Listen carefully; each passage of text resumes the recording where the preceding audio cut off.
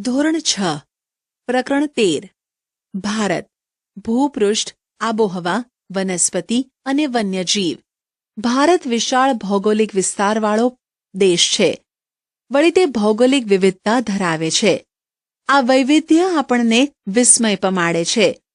ઉત્તરમાં હિમાલયની પર્વતમાળા જેના ઊંચા શિખરો બારે માસ બરફથી ઢંકાયેલા રહે છે. પૂર્વમાં બંગાળનો ઉપસાગર, પશ્ચિમે અરબ સાગર અને દક્ષિણમાં હિન્દ મહાસાગર આવેલા છે. ભારત લગભગ 32.8 લાખ ચોરસ કિલોમીટર ક્ષેત્રફળ ધરાવે છે. તેનો અંદાજિત વ્યાપ ઉત્તરમાં કાશ્મીરથી લઈને દક્ષિણમાં કન્યાકુમારી સુધી 3214 કિલોમીટર અને પૂર્વના અરુણાચલથી પશ્ચિમમાં ગુજરાતના કચ્છ સુધી 2933 કિલોમીટરમાં વિસ્તરેલો છે. લાંબા સમુદ્ર કિનારા, ઊંચી ઊંચી પર્વતમાળાઓ, દૂર દૂર સુધી ફેલાયેલા નદી મેદાનો, ઉબડ-ખાબડ ઉચ્ચપ્રદેશ અને કિનારાથી દૂર આવેલા ટાપુઓ જેવા વિવિધ ભૂમિ સ્વરૂપો અહીં જોવા મળે છે. આબોહવા અને વનસ્પતિ સાથે સંસ્કૃતિ અને ભાષાની વિવિધતા પણ આપણને ઉડીને આંખે વળગે છે. આપણા રિવાજો અને પરંપરાઓમાં ભિન્નતાઓ જોવા મળે છે અને આ વિવિધતા અને એક રાષ્ટ્રની ભાવના આપણને વિશ્વમાં એક વિશિષ્ટ ઓળખ અપાવે છે. ભારતના પ્રાકૃતિક વિભાગો. Physical division of India. ભારતના ભૂપૃષ્ઠની આધારે તેના પ્રાકૃતિક વિભાગો પાડવામાં આવ્યા છે. ઉત્તરમાં આવેલો મહદઅંશે હિમાલય સીમા રક્ષકનું કાર્ય કરે છે. તેની ઉત્તર દક્ષિણ ફેલાયેલી સમાંતર પર્વતમાળાને 3 ભાગમાં વહેંચવામાં આવે છે. તેની છેક ઉત્તરમાં મહાહિમાલય કે હિમાદ્રી પર્વતમાળામાં વિશ્વનું સૌથી ઊંચું શિખર માઉન્ટ એવરેસ્ટ આવેલું છે. ત્યારબાદ તેની દક્ષિણે મધ્ય હિમાલય કે હિમાચલ નામથી ઓળખાતી પર્વતમાળા આવેલી છે, જ્યાં દર્શનીય સ્થળો અને યાત્રાધામો આવેલા છે. તેની દક્ષિણે શિવાલિક કે લઘુ હિમાલય નામે ઓળખાતી પર્વતમાળા આવેલી છે. હિમાલયની દક્ષિણે ગંગા, સતલુજ, યમુના, બ્રહ્મપુત્ર અને તેની શાખા નદીઓએ ઠાલવેલા કાંપથી બનાવેલ વિશાળ મેદાન આવેલું છે. આ નદીઓથી બનેલા મેદાન સમતલ અને ખેતી માટે ફળદ્રુપ ઉપજાઉ જમીન ધરાવે છે. ત્યાં વધુ ખેત ઉત્પાદન થતું હોવાથી મેદાનોમાં ગીચ વસ્તી જોવા મળે છે. ભારતના પશ્ચિમ ભાગમાં ભારતીય મહામરુસ્થલ આવેલું છે. ત્યાં ગરમી વધારે તથા વરસાદનું પ્રમાણ નહિવત હોય છે. ક્યારેક તો સળંગ 3-4 વર્ષ સુધી વરસાદ થતો નથી. આ ક્ષેત્રમાં વનસ્પતિનું પ્રમાણ ખૂબ ઓછું જોવા મળે છે. ઉત્તરના મેદાનોની દક્ષિણે ઊંધા ત્રિકોણાકારે દખ્ખણનો ઉચ્ચ પ્રદેશ આવેલો છે. તેનું ભૂપૃષ્ઠ સમતલ નથી. તેના કેટલાક ભાગો ઊંચા તો કેટલાક ઓછી ઊંચાઈ ધરાવે છે. અહીં ઘણી પર્વતમાળાઓ અને પહાડી વિસ્તારો આવેલા છે, જેમાં દુનિયાની સૌથી પ્રાચીન પર્વતમાળા અરવલ્લી જે આ ક્ષેત્રની ઉત્તર પશ્ચિમે આવેલી છે. તેની દક્ષિણ પૂર્વમાં વિંધ્યાચલ અને સાતપુડાની પર્વતમાળાઓ આવેલી છે. પૂર્વથી પશ્ચિમ તરફ વહીને અરબ સાગરને મળતી નર્મદા અને તાપી વિંધ્યાચલ અને સાતપુડાની પર્વત શ્રેણીમાંથી વહે છે. દક્ષિણના ઉચ્ચ પ્રદેશની પૂર્વ દિશામાં પૂર્વ ઘાટ અને પશ્ચિમ દિશામાં પશ્ચિમ ઘાટ આવેલો છે, જે પૈકી પશ્ચિમ ઘાટ સળંગ જ્યારે પૂર્વ ઘાટ તૂટક છે. આ ઉચ્ચ પ્રદેશો જ્વાળામુખીથી બનેલા હોવાથી તે ક્ષેત્રોમાં ખનિજો વિપુલ પ્રમાણમાં મળી આવે છે. પૂર્વ ઘાટની પૂર્વમાં અને પશ્ચિમ ઘાટની પશ્ચિમે કિનારાના મેદાન આવેલા છે. આ મેદાનોમાં પૂર્વ કિનારાના મેદાનની તુલનામાં પશ્ચિમ કિનારાનું મેદાન સાંકડું છે. ગોદાવરી, મહાનદી, કાવેરી અને કૃષ્ણા પૂર્વ તરફ વહીને ફળદ્રુપ મુખ ત્રિકોણ પ્રદેશ બનાવી બંગાળના ઉપસાગરને મળે છે. બ્રહ્મપુત્ર અને ગંગા નદીએ બંગાળના ઉપસાગરમાં સુંદરવન નામના વિશાળ મુખ ત્રિકોણ પ્રદેશની રચના કરી છે. ભારતમાં 2 ટાપુ સમૂહ આવેલા છે.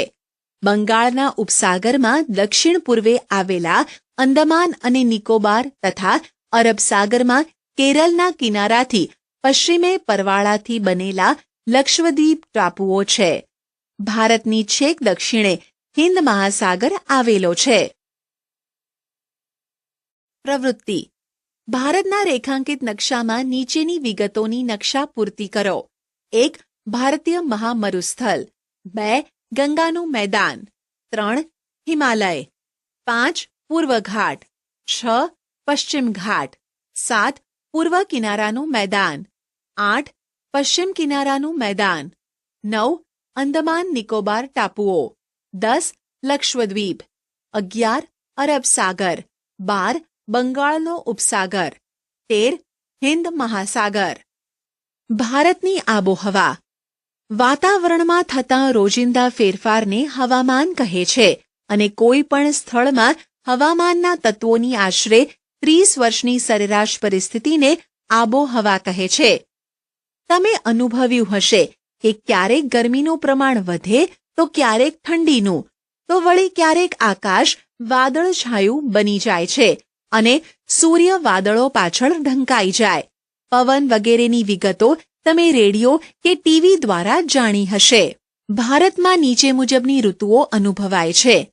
શિયાળો ડિસેમ્બરથી ફેબ્રુઆરી, ઠંડી ઋતુ. ઉનાળો માર્ચથી મે, ગરમ ઋતુ.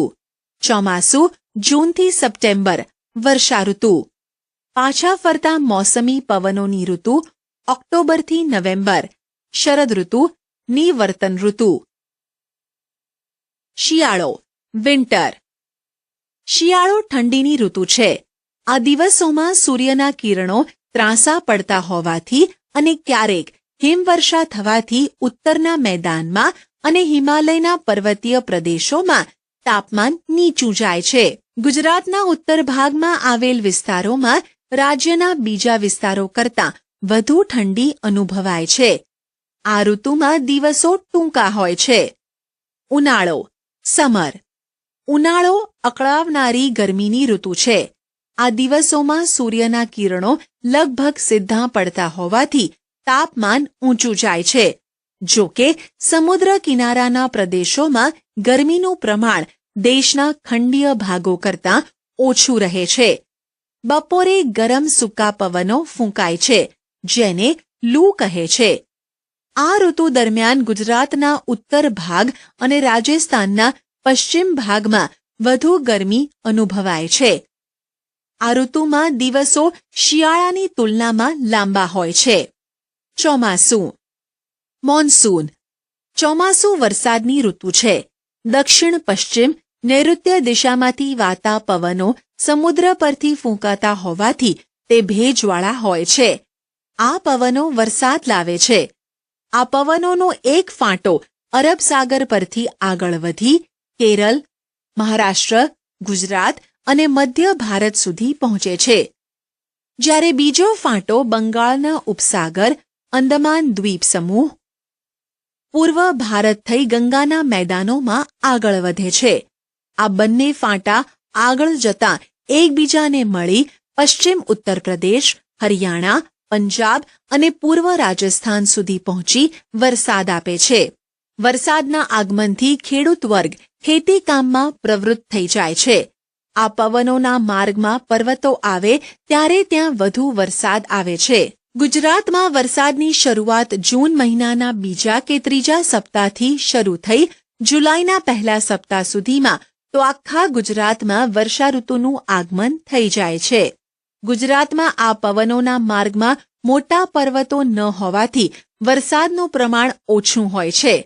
ભારતમાં મોટા ભાગની ખેતી વરસાદ આધારિત હોવાથી સારા ચોમાસાનો અર્થ ખેતીમાં મબલખ પાક એવો કરાય છે. આ ઋતુ ખેતી માટે ખૂબ અગત્યની ગણાય છે. પાછા ફરતા મોસમી પવનોની ઋતુ. આ ઋતુમાં પવનો જમીન પરથી સમુદ્ર તરફ વાય છે. આ પરિસ્થિતિ ચોમાસાથી તદ્દન વિપરીત જોવા મળે છે. ઉત્તર પૂર્વ ઈશાન દિશામાંથી જમીન પરથી વાતા હોવાથી સૂકા હોય છે, તેથી વરસાદ આપતા નથી. આ દિવસોમાં આકાશ વાદળો વિનાનું સ્વચ્છ જોવા મળે છે. તાપમાન ઠીક પ્રમાણમાં વધે છે અને તેની લોકોના આરોગ્ય પર વિપરીત અસર પડે છે. ઓક્ટોબર પૂરો થતાં તાપમાન ઘટવા માંડે છે અને નવેમ્બરથી વહેલી સવારે ઠંડી અનુભવાય છે. આ પવનો બંગાળના ઉપસાગર પરથી પસાર થતાં ભેજવાળા બને છે અને ભારતના પૂર્વ કિનારે આવેલ તમિલનાડુ અને આંધ્રપ્રદેશમાં તે આ દિવસોમાં વરસાદ આપે છે. ભારતની આબોહવામાં સ્પષ્ટ ઋતુભેદ અનુભવાય છે. તેની ખાસિયતને કારણે સામાન્ય રીતે મોસમી આબોહવા કહેવાય છે. વનસ્પતિ, જંગલોના પ્રકાર, વેજીટેશન, ટાઇપ્સ ઓફ ફોરેસ્ટ. આપની ચોતરફ વિવિધ પ્રકારના ઝાડ છોડવા અને ઘાસ જોવા મળે છે. કેટલીક વનસ્પતિ સુંદર મજાના ફૂલોવાળી તો કેટલીક કાંટાળી હોય છે. અમુક વૃક્ષો ઘેઘૂર ઘટાદાર તો અમુક નીચા અને પાંખા હોય છે. વનસ્પતિ એક પ્રદેશ કરતાં બીજા પ્રદેશમાં અલગ અલગ હોય છે. આ વિવિધતાનું કારણ આબોહવામાં રહેલી વિભિન્નતા છે. આ આબોહવાને આધારે જ વનસ્પતિના પ્રકાર પાડવામાં આવે છે. વરસાદનું પ્રમાણ વનસ્પતિની આ વિવિધતા સર્જન માટેનો મુખ્ય આધાર છે. જંગલોના પ્રકારો આ મુજબ છે. ઉષ્ણ કટિબંધીય વરસાદી જંગલો, ટ્રોપિકલ રેની ફોરેસ્ટ. જ્યાં વરસાદનું પ્રમાણ વધારે હોય છે ત્યાં ઉષ્ણ કટિબંધીય વરસાદી જંગલો આવેલા હોય છે. આ જંગલોના વૃક્ષો ઘેઘૂર અને ઘટાદાર હોવાથી સૂર્યના કિરણો જમીન સુધી પહોંચી શકતા નથી. અનેક જાતના વૃક્ષો, વેલાઓ અને છોડવા એટલે કે ફર્ન્સ ત્યાં જોવા મળે છે. વળી બધી જાતના વૃક્ષોમાં એક સાથે પાનખર આવતી નથી, પણ વર્ષભર અલગ સમય આવતી હોવાથી તે હંમેશા લીલાછમ દેખાય છે. આ પ્રકારના જંગલો પશ્ચિમ ઘાટના કિનારાના તરફના ઢોળાવોમાં પટ્ટી રૂપે અને અંદમાન નિકોબાર ટાપુઓમાં તથા ઉત્તર પૂર્વ ભારતના કેટલાક ભાગોમાં આવેલા છે. મહોગોની, રોઝવુડ, નેતર વગેરે વૃક્ષો અહીં જોવા મળે છે. ઉષ્ણ કટિબંધીય પાનખર જંગલો, ટ્રોપિકલ ડેસિડ્યુઅસ ફોરેસ્ટ. આ પ્રકારના જંગલો ભારતમાં ઘણા મોટા ભાગ પર આવેલા છે. આ જંગલો ઓછા ઘટાદાર હોય છે. તેમાં પાનખર ઋતુ દરમિયાન વૃક્ષો પાંદડા ખેરવે છે. આથી તેને ખરાઉ મોસમી જંગલો એવા નામે પણ ઓળખવામાં આવે છે. સાગ, સાલ, વાંસ, મહોડો, લીમડો વગેરે વૃક્ષો આ પ્રકારના જંગલોમાં જોવા મળે છે. સૂકા ઝાંખરાવાળા જંગલો, ડ્રાય એન્ડ સ્ક્રબ ફોરેસ્ટ. આ પ્રકારના જંગલો ઓછા વરસાદના પ્રદેશોમાં જોવા મળે છે. અહીં થતાં વૃક્ષો કાંટાળા હોય છે. થોર, ખેર, ખીજડો, બાવળ, બોરડી વગેરે મુખ્ય છે. રાજસ્થાન, હરિયાણા, પશ્ચિમ ઘાટના પૂર્વીય ઢાળ પર અને ગુજરાતમાં જોવા મળે છે. પર્વતીય જંગલો, મોન્ટેન ફોરેસ્ટ. આ પ્રકારના જંગલો તેના નામ પ્રમાણે પર્વતીય વિસ્તારમાં જોવા મળે છે. પર્વતોમાં જુદી જુદી ઊંચાઈએ વિવિધ પ્રકારની અને આકાર વૈવિધ્ય ધરાવતી વનસ્પતિ ઉગે છે. સમુદ્ર સપાટીથી 1500 મીટરથી 2500 મીટર સુધી ઉગતી વનસ્પતિ શંકુ આકારની અને સોય આકાર પાંદડા ધરાવતી હોય છે. તેના આકાર પરથી આ વનસ્પતિ શંકુદ્રુમ વનસ્પતિ તરીકે ઓળખાય છે. ચીડ, દેવદાર, પાઇન વગેરે આ પ્રકારની વનસ્પતિ ગણાય છે. મેનગ્રોવ જંગલો, મેનગ્રોવ ફોરેસ્ટ. આ પ્રકારના જંગલો સમુદ્રની ભરતીના ખારા પાણીમાં વિકસે છે. આ પ્રકારના જંગલો પશ્ચિમ બંગાળ, ગુજરાત અને આંદામાન નિકોબારના ટાપુઓના સમુદ્ર કિનારે આવેલા છે. ગંગાના મુખ ત્રિકોણ પ્રદેશમાં આવેલ સુંદરવન આ પ્રકારનું જંગલ છે. ત્યાં થતા સુંદરી નામના વૃક્ષો પરથી એ નામ પડ્યું છે. ગુજરાતના સમુદ્ર કિનારે આ પ્રકારના જંગલોમાં ચેરના વૃક્ષો જોવા મળે છે, જેનો ઉપયોગ સ્થાનિક લોકો બળતણ તરીકે કરે છે. જંગલોનું મહત્વ. જંગલો આપણી ઘણી જરૂરિયાતો પૂરી પાડે છે. તેનાથી થનારા મુખ્ય ફાયદા કોષ્ટકની મદદથી જાણીએ. જંગલોના ફાયદા. પર્યાવરણીય ફાયદા. વાતાવરણ શુદ્ધ રાખે, વરસાદ લાવે, ધોવાણ અટકાવે, વન્યજીવોને કુદરતી આવાસ, ભૂમિગત જળ સંરક્ષણ, આર્થિક ફાયદા: બળતણ અને ઇમારતી લાકડું, ઔષધિઓ, ઉદ્યોગો માટે કાચો માલ, ઘાસચારો, લાખ, રાળ, ગુંદર જેવી જંગલ પેદાશો. પ્રવૃત્તિ: તમારી આજુબાજુ ઉગતા વૃક્ષોના ઔષધીય ઉપયોગ વિશે શિક્ષકની કે વડીલોની મદદથી જાણો. શાળાની કઈ ચીજો જંગલમાંથી મળતા કાચા માલમાંથી બનેલી છે તેની યાદી મિત્રોની સાથે ચર્ચા કરીને બનાવો. જંગલ વિનાશ નહીં રોકાય તો આવનાર પરિસ્થિતિ અને તેની અસરો વિશે વક્તૃત્વ સ્પર્ધાનું આયોજન અનુકૂળતાએ ગોઠવો. આપણા દેશના જંગલોમાં વિવિધ જાતના વન્યજીવો વસે છે, જેમાં સસ્તન વર્ગના પ્રાણીઓ, પક્ષીઓ, જળચરો, ઉભયજીવો, કીટકો, સરીસૃપો, કીડાઓનો સમાવેશ થાય છે. વાઘ આપણા દેશના વિવિધ ભાગોમાં જોવા મળે છે અને તે આપણું રાષ્ટ્રીય પ્રાણી છે. જંગલી બકરીઓ હિમાલય અને નીલગિરીના પર્વતોમાં, હાથી અને એકશિંગી ભારતીય ગેંડા અસમના જંગલોમાં મુક્ત રીતે વિહરતા જોઈ શકાય છે. કેરળ અને કર્ણાટક રાજ્યના જંગલો હાથીઓ માટે જાણીતા છે. કચ્છ, સુરેન્દ્રનગર અને પાટણના સૂકા ક્ષેત્રોમાં ઘુડખર જોવા મળે છે. એશિયાઈ સિંહો સમગ્ર વિશ્વમાં માત્ર ગુજરાતના ગીરના જંગલોમાં જોવા મળે છે.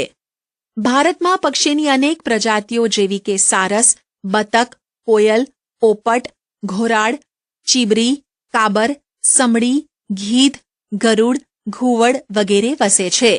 મોર આપણું રાષ્ટ્રીય પક્ષી છે. આ ઉપરાંત ભારતમાં ગુજરાત, ઓડિશા વગેરે રાજ્યોના સમુદ્ર કિનારે સમુદ્રના કાચબાઓ ઈંડા મૂકવા આવે છે. આપણે ત્યાં સાપની ઘણી પ્રજાતિઓ જોવા મળે છે. તે પૈકીની મોટા ભાગની પ્રજાતિઓ બિનઝેરી છે. આપણા દેશના જળાશયો અને જળપલાવિત વિસ્તારોમાં દૂર દૂર આવેલા ઠંડા પ્રદેશોમાંથી પક્ષીઓ શિયાળામાં બચ્ચાં ઉછેરવા આવે છે.